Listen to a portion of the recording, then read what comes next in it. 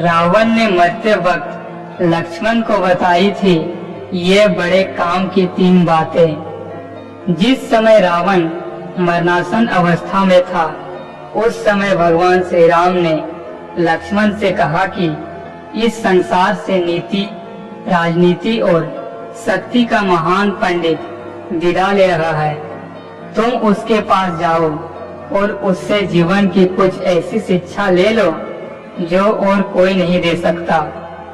श्री राम की बात मानकर लक्ष्मण मरणासन अवस्था में पड़े रावण के सिर के नजदीक जाकर खड़े हो गए। रावण ने कुछ नहीं कहा।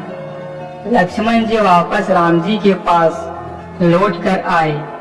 तब भगवान ने कहा कि यदि किसी से ज्ञान प्राप्त करना हो तो उसके चरणों के पास खड़े होना चाहिए, न कि सिर की ओर।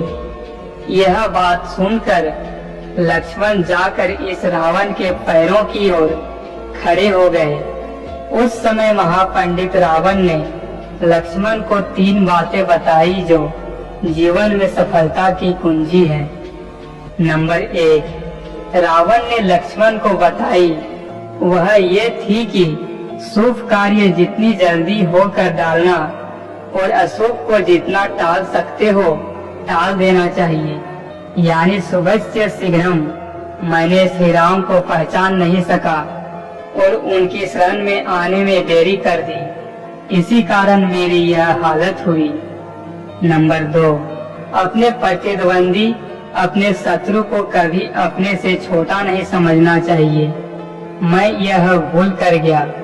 मैंने जिन्हें साधारण वानर और भालू समझा उन्होंने मेरी पूरी सेना को नष्ट कर दिया।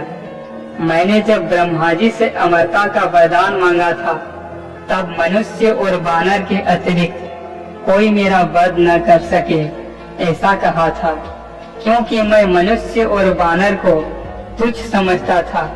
यह मेरी गलती हुई।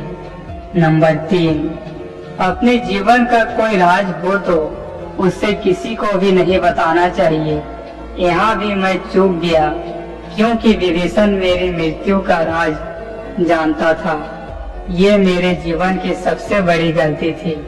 आपको ये कहानी अच्छी लगी तो पेज को फॉलो करना न भूलें। धन्यवाद।